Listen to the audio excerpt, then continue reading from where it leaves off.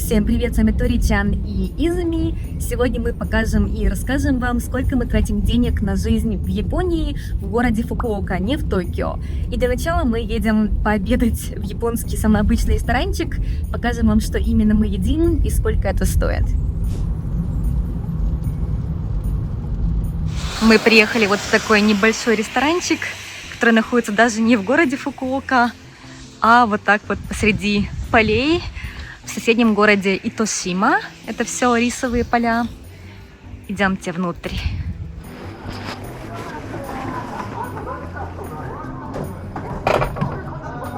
О, и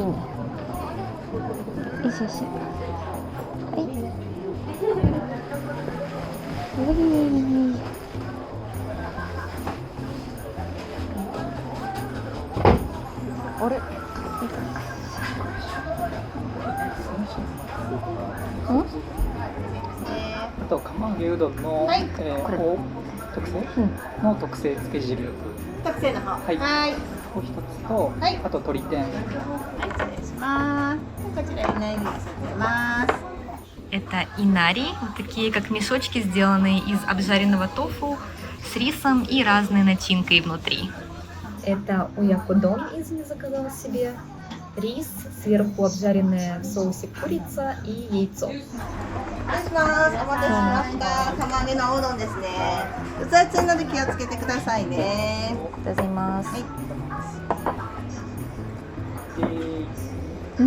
いВот такой набор я заказала. Это удон, японская пшеничная лапша с вот таким супом, куда его окунают и едят.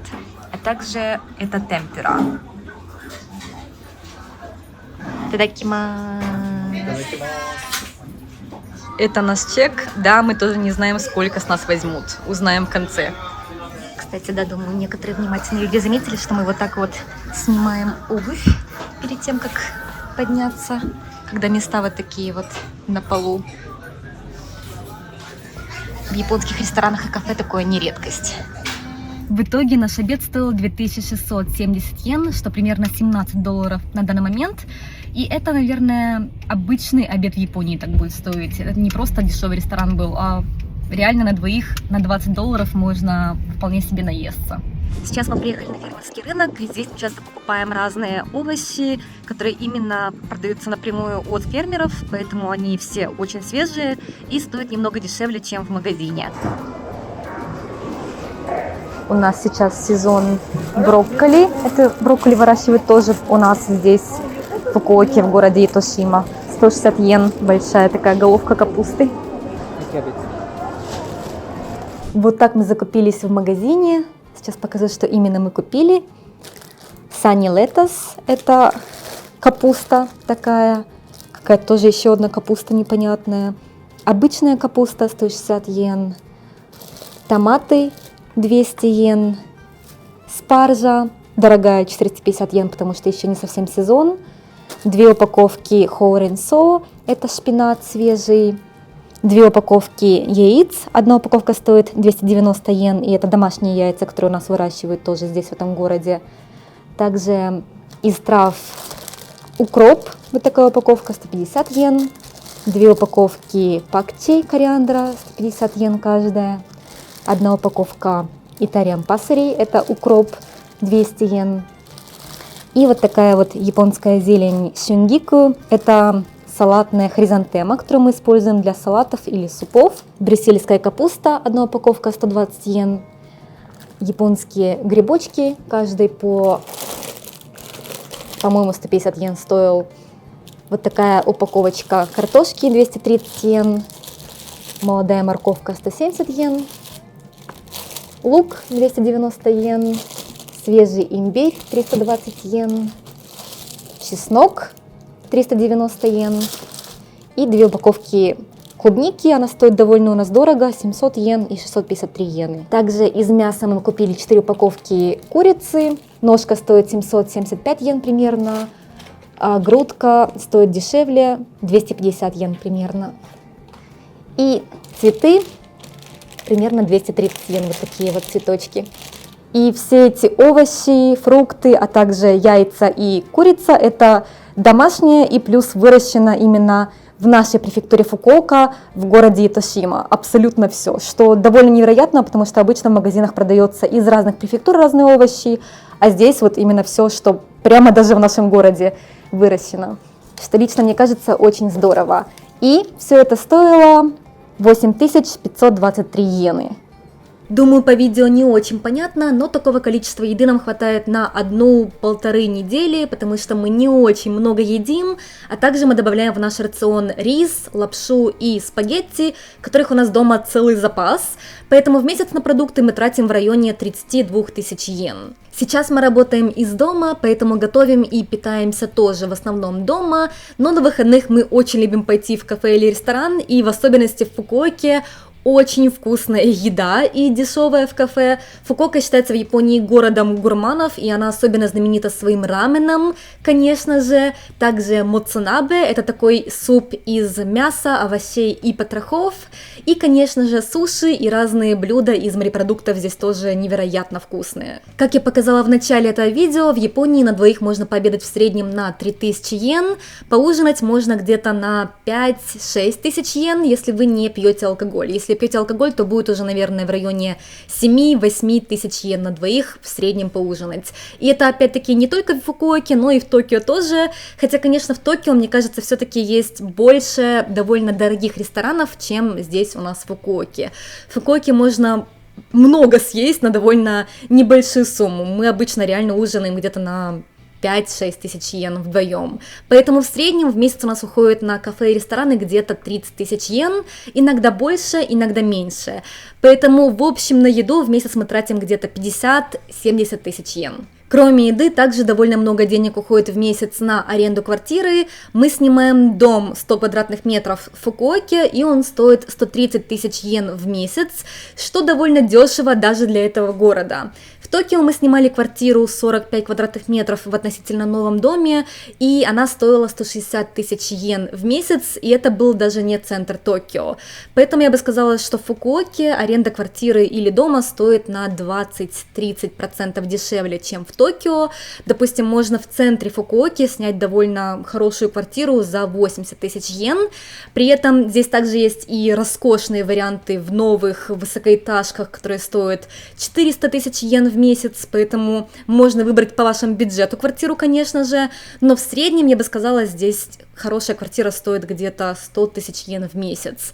В Токио тоже есть огромная разница. Квартиры есть очень дешевые квартиры по 60 тысяч йен в месяц, есть невероятно дорогие за 1 миллион йен в месяц, но в среднем, я бы сказала, где-то 150 тысяч йен в месяц, но вам нужен на квартиру в Токио. Когда вы только въезжаете в квартиру или в дом в аренду, кроме аренды вы также должны будете заплатить иногда подарок хозяину, так называемый, эти деньги не возвращаются, а также депозит. И депозит возвращается, когда вы выезжаете из квартиры, и после вас не слишком много нужно было ремонтировать, или он возвращается частично. Поэтому изначально вы платите довольно большую сумму при въезде в квартиру, и там может быть много разных нюансов, и, честно скажу, японцы даже иногда могут пытаться обмануть и взять с вас больше, чем нужно. Поэтому, кому интересно, кто переезжает в Японию или планирует переезжать, у меня есть целый гайд по переезду в Японию, где есть список того, что вы должны будете заплатить при въезде в квартиру и сколько это все примерно стоит,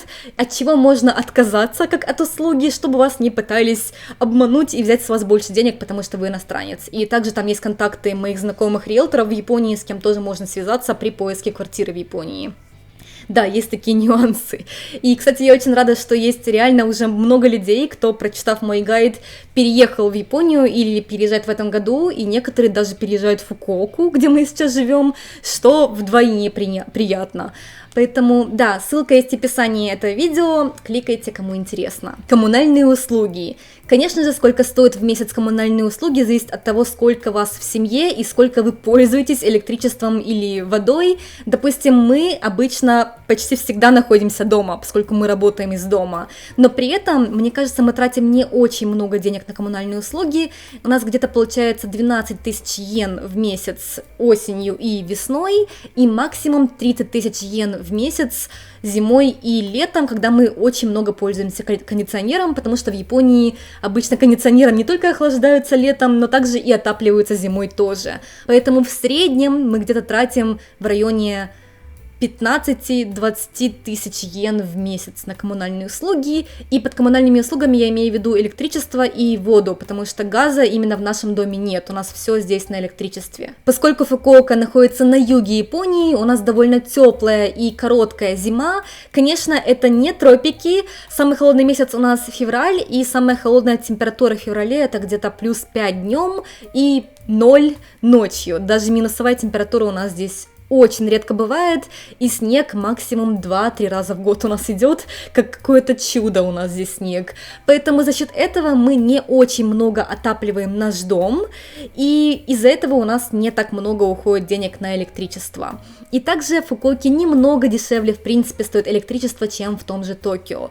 В Токио у нас зимой могло в квартире быть где-то 30-35 тысяч йен в месяц на электричество, а в Фукуоке с водой вместе все 30 тысяч йен максимум. Без кондиционера здесь, конечно же, летом не выжить, но в Токио, в принципе, тоже. И если говорить о разнице стоимости коммуналки в разных регионах Японии, то на юге стоит дешевле, чем в Токио немного, но на севере дороже, причем намного, потому что в Японии тоже есть регионы, где минус 10, минус 15 зимой и довольно снежно, но при этом почти везде, кроме Хоккайдо, нет центрального отопления. Поэтому японцы отапливаются в минус 10, минус 15 электричеством, кондиционером или электрическими батареями. И за счет этого электричество стоит очень дорого на севере Японии. Я слышала, что в районе 50-60 тысяч йен в месяц может уходить только на отопление. Конечно же, мы не можем жить без интернета. Домашний интернет у нас стоит в районе 5000 йен в месяц, и мобильный интернет, а также мобильный телефон на каждого в районе 3000 йен. По 20 гигабайт. Да, в Японии нет безлимитного интернета мобильного, но, к счастью, хотя бы теперь он стоит дешевле. Раньше он мог стоить в районе 10 тысяч йен в месяц, но благодаря некоторым законам, которые ограничивают стоимость мобильных операторов, теперь это в районе 2-3 тысяч йен в месяц стоит. Также с переездом в Фукуоку у нас появилась машина. А в Токио особо не было необходимости, но в Фукуоке все же удобнее, если есть машина, особенно когда хочется поехать куда-нибудь на природу или на пляж, допустим. Поэтому это невероятно удобно, но это дополнительные траты, конечно же. Страховка, конечно же. У нас в Японии есть обязательная страховка, которая стоит в районе 20 тысяч йен в год, но она не очень многое покрывает, поэтому у нас также есть дополнительная страховка, которая стоит 40 тысяч йен в год, и бывает совершенно разная стоимость страховки в зависимости от того, какой у вас опыт вождения в Японии, сколько людей в семье и так далее. Поэтому только на страховку у нас получается 60 тысяч йен в год. Кроме этого, в Японии есть обязательный техосмотр раз в 2 года, который стоит в районе 100 тысяч йен, и это получается 50 тысяч йен в год на техосмотр. Также есть, конечно же, налог на машину, он бывает разный в зависимости от машины, но в среднем это 100 тысяч йен в год на легковую машину. Парковка. В Японии вы не можете купить машину, если у вас нет своей парковки или парковки в аренду. И в Фукуоке парковка в аренду в месяц стоит в районе 10-30 тысяч йен. В Токио парковка может стоить как небольшая квартира, где-то 30 или даже 60 тысяч йен в месяц. К счастью, у нашего дома есть своя парковка, поэтому, считайте, у нас она бесплатна. 1 литр бензина сейчас стоит 160 йен, раньше стоил намного дешевле, но я думаю, что в последнее время везде бензин поднялся в цене, поэтому такие цены. И говорят, что в среднем в Японии владельцы машин тратят где-то на бензин в год 200 тысяч йен. Я думаю, что мы тратим намного меньше, потому что мы не ездим на машине каждый день, а только иногда на выходных выезжаем куда-то. И, пожалуй, это наши основные траты в месяц: еда, аренда дома, коммуналка, интернет, машина. И только на это мы тратим в районе 240 тысяч йен в месяц на двоих. И, конечно же, кроме этого мы тратим деньги на такие вещи, как одежда, какие-то мелочи для дома, корм для кошек, также медицинская страховка, пенсия, налог, резидентский налог и так далее. Поэтому я бы сказала, что в среднем на жизнь в Японии для двоих нужно где-то 400 тысяч йен в месяц, что не так уж и много, учитывая, что средняя зарплата одного человека в Японии где-то 300 тысяч йен в месяц. Если вы айтишник, то она еще больше, и если вы работаете вдвоем, то тогда вы можете не только жить, но и откладывать деньги тоже. Поэтому, да, вот столько стоит жизнь в Японии, дорого, дешево, жду ваших впечатлений в комментариях, и также сколько стоит жизнь в вашей стране. Надеюсь, что вам было интересно это видео, всем спасибо за просмотр, всем пока!